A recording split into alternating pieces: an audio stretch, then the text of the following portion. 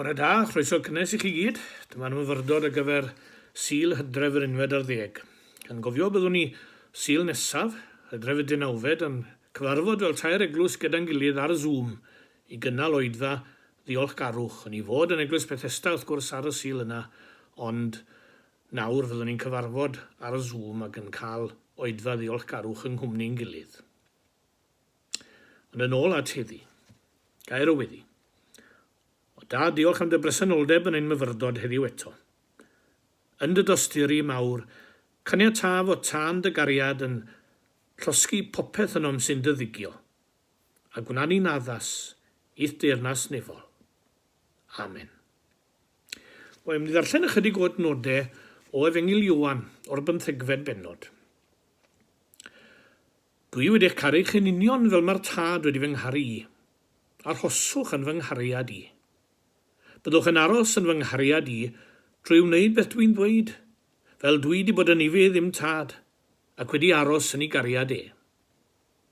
Dwi wedi dweud y pethau yma, mwyn I chi rannu fy llawenydd I. Byddwch chi'n wirioneddol hapus.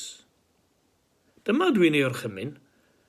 Carwch eich gilydd fel dwi'n eich caru chi. Y cariad mwyaf all unrhyw un ei ddangos ydy bod yn fodlon marw dros ei ffrindiau. Dych chi'n amlwg yn ffrindiau I mi, os gnewch I beth dwi'n dweud. Dwi ddim yn eich galw chi'n weisio yn bellach. Dydy meistr ddim yn trafod ei fwriadau gyda'r gweision. Na, ffrindiau I mi ydych chi, achos dwi wedi rhannu gyda chi bopeth mae'r tad wedi ddweud. Dim chi ddewisodd fi ddewisodd chi. I chi fynd allan a byw bywydau ffrwythlon. Hynny ydy, yn llawn o'r ffrwyth sy'n aros. Ac I chi gael beth bynnag ofynnwch i'r tad amdano, gyda fawdurdod I. Wel, geiriau, digon cyfarwydd, a wy'n codi testyn o'r darlleniad ac o'r 15fed adnod. Nid yw'r mwyach yn eich galw yn weision, oherwydd nid yw'r gwas yn gwybod beth am ei feistr yn ei wneud. Yr wyf yn eich galw yn gyfeillion. Wel, geiriau'r arglwydd Iesu o'r rhain wrth gwrs yw ddisgyblion. Yr esboniad gorau glywes I am yr adnod hon oedd gan fachgen o siopwr, nid gan ysgol haig neu ddiwynydd, neu esboniwr, ond yn hytrach gan siopwr cyffredin. Gair o'i brofiad ei hun. Wedi gadael yr ysgol, mi gafodd waith mewn siop groser, yn brentis gyda'r hen frawd oedd berchen y siop. Bu'n brentis da ac onest, ac yna'n weithiwr da i'r hen frawd. Dysgodd yn dda, ond perthynas meistra gwas oedd rhwng y ddau. Gydol yr amser. Ond, un diwrnod, galwodd yr hen ŵr arno'r gegin y tu ôl i'r siop, I le fe. Rwy ti wedi bod yn weithiwr da am blynyddoedd, ond nawr rwyf am rannu'r holl gyfrinachau a phopeth am y busnes gyda thi. Dangosodd y llyfrau a datgelodd iddo bopeth am y siop a'r busnes. Rhannodd y cyfan ag ef.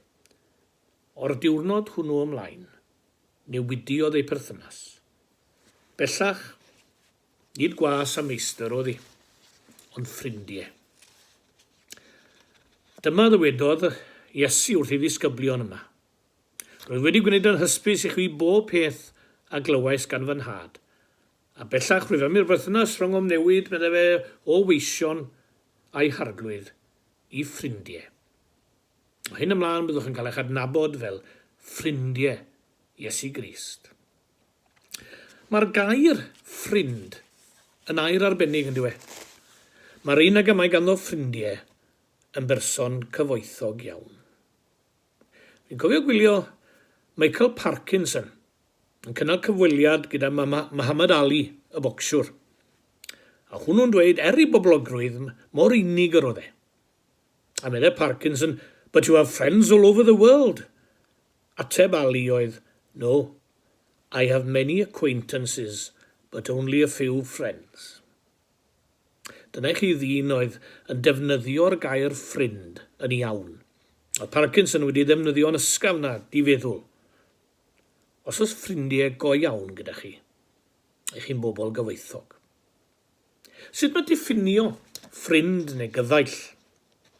Mae cerdd enwog ar Williams Parry'r Lôn Goed am y llecyn hardd hwnnw yn llun yn cyfeirio at bleser mawr y bardd, rhodio'i heddwch wrth ei hun, neu gydag enaid hoff cytun. A dyna beth yw ffrind yn fe, enaid hoff cytun. Cydymaeth neu cyddeithydd. Cerdded ar y cyd gyda'i gilydd. Un sy'n cyd gerdded yw cyfaill. Fel un, yn un. I fod yn gydymaeth, yn gyddeithydd, rhaid bod ar un nod. Os mae Caergybi yw nod un a Chaerdydd yw nod y llall, wel, all y ddau na ddim bod yn gyddeithwyr. I gyd gerdded ar Iesu, mae'n rhaid cael yr un nod a gyntaf. Nod ar Iesu yw nod ei ffrindiau hefyd. Mae'r salm gyntaf yn ddiddorol gan ei bod hi'n rhestru yn negyddol fel hyn. Gwyn ei fyd yr un nad yw'n dilyn cyngor y drygionus, nac yn ymroi hyd ffordd pechaduried, nac yn eistedd ar sedd gwatwarwyr. Pam nad yw'n gwneud y pethau hyn? Wel, am nad yw Iesu Grist yn ei gwneud. Ac os yw e'n fod yn ffrind i'r Iesu, mae am fod fel e fe. Llwybr Iesu yw llwybr ei ffrindiau hefyd, a mae ffrind iawn yn gydymaeth ar un nod. Ymadrodd peryglus yw'r ymadrodd the end justifies the means. Mi ddywedodd un athro Ysgol Sul fod sawl llwybr i ben yr Wyddfa. Allwch chi fynd i'w ffen o Lanberis, o Pen y Pas, Gwmdylu. Sym gwahaniaeth ffordd yr ewch. Cyrraedd y copa sy'n cyfri. The end justifies the means. Wy'n teimlo falle mae gorsymleiddio pethau mae'r athroniaeth yna. Gadwch chi mi roi esiampl i chi, esiampl eithafol dwi'n cyfadde. Gwyddo moll am angen y trydydd byd tlawd. Mae rhaid cael arian i roi dŵr glân a bwyd a gofal iddyn nhw. Nawr, dwi'n penderfynu cael arian iddyn nhw. Dwi'n torri mewn i'ch cartrefi chi i gael yr arian. Nawr, does the end justify the means? Mae yna ffordd o wneud pethau yn dysau. Cofiwn eiriau Duw i'r proffwyd Eseia. Nid fy meddyliau i, yw eich meddyliau chwi, ac nid fy ffyrdd i, yw eich ffyrdd chwi. Hynny yw, mae fy ffyrdd i yn uwch na'ch ffyrdd chi. There is a high road. Pobl yr high road yw ffrindiau Iesu Grist bob tro, a mae honno yw'r ffordd mae ie'n gerdded. Un o storiau prydfertha'r Beibl yw stori Ruth a Naomi. Naomi a'i theulu yn mynd i wlad Moab i osgoi newyn, ac fe briododd i meibion a dwy o ferched y wlad, Ruth a Gopra. Bu farw i gŵr Elimelech a'i gadael yn weddw, ac yna bu farw'r ddau fab, tair gweddw felly. Mae Naomi am fynd i Bethlehem, gan ddweud arhoswch i'ch dwy yma. Mae Opra'n aros, ond Ruth yn gwrthod gadael Naomi. I bale bynnag yr eidi, fe a finnau, ac ymhale bynnag a byddi di'n aros, fe arhosa finnau. Dy bobl di fydd fy mhobl i, a ddiw di fy niw innau. Lle bydde di farw, bydda finnau farw. Lle y cleddir di, ddim cleddir innau. Ni wahenir ni gan angau. Dyna'r darlun o'r gwir ffrind ynddo fe, y cyd-deithydd, y cydymaeth. Dyna'r ffrind. Y gair y byddwn yn cysylltu amlaf gyda ffrind, mae'n siŵr yw ffyddlondeb. Ffyddlondeb. Mae gwir ffrind yn ffyddlon, yn driw, yn loyal.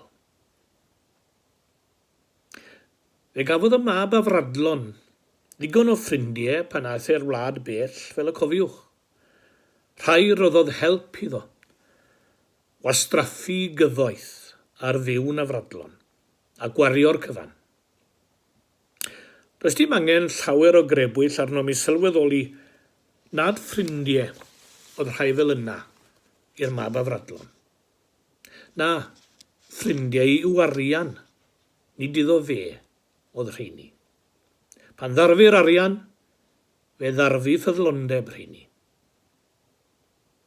Mae'r mwyafrif ohono ni wedi profi teyrngarwch ffrind a ryw adeg. Pan fod dyn mewn trybini, pan fod dyn mewn profedigaeth, pan fod dyn mewn angen, pan fod dyn angen cysur. Yn ystod y cyfnod cythryblus yma'n sicr. Mae cael yr Iesu fel ffrind yn golygu ein bod yn cael pob un o'r hynna. A cofiwch yr aberth eithaf hefyd. Y cariad mwyaf all unrhyw un ei ddangos ydy bod yn fodlon marw dros ei ffrindiau. Bydwch angham ddeall i, dwi ddim yn gofyn i chi farw dros eich ffrindiau, mae un wedi gwneud hynny mwyn i ni gael byw. Ond mewn cyfnod lle mae berthnasau, cymdogion a chymuned angen ffrindiau, dewch i ni gael ymddwyn fel ffrindiau'r Iesu, gan addo i helpu a chynorthwyo hyd eithaf yn gallu, gan gofio'r adnod sydd yn dod cyn yr adnod yna. Dyma dwi'n ei orchymyn. Carwch eich gilydd fel dwi wedi'ch caru chi. Gawn ni weddio. Yn tad i ni'n diolch bore yma am dy gyfeillgarwch, dy ffyddlondeb a'r gariad. Does neb y tu allan i gylch dy gariad, ac mae neges obeithiol yr efengil yn croesi pob ffin, ac yn dod â goleuni i'r ddeiar gyfan. Ac gweithaf, gwrthwynebiad, erledigaeth a gwrthodiad, mae'r goleuni hwnnw'n parhau o leio'r byd, ac i belydru yn ein calonnau. Wyt ti'n rym holl bresennol yn ein byd, a boed i ni allu dal i ryfeddu at y bresenoldeb, y sibrydion ohono ta gawn mewn bywyd bob dydd. Rhoi ni olau newydd, ongl wahanol, perspektif ehangach ar dy gariad, gan weithio i sefydlu dy deyrnas ar y ddeiar. Cyflwynwn ein byd i ti yn ei dryblyth, a hefyd ein sefyllfaoedd personol ninnau. Gweddiwn dros y bobl sy'n dost ac yn dioddef, rai sy'n cael ei gwrthrymu, yr unig, yr henoed, y sawl sydd yn bryderus ac yn llawn gofidiau, yr rhai mewn profedigaeth. Mae gennym rhyw rai arbennig yn ein meddyliau, i gyd, y gyflwynwn ni hwy, a ni'n hunain, i dy ofal a thnodded. Helpa ni i ddangos yn gwerthfawrogiad drwy gerdded y llwybr o leir ar ein cyfer, a rhannu'r goleuni ag eraill o'n cwmpas yn dy enw di. Dduw cariad, diolchwn i ti.